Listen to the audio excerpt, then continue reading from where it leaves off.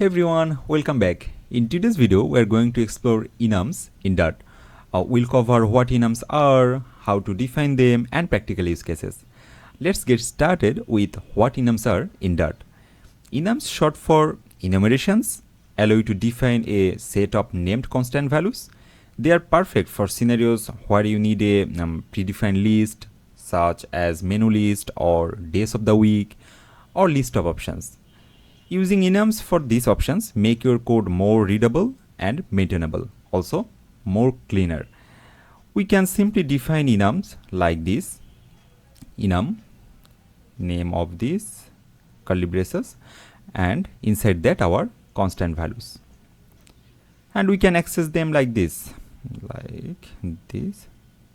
Also you can see the value or index.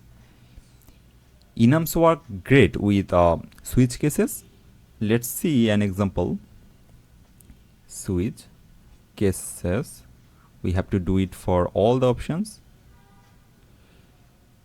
This makes it easy to handle different cases based on selected enum value.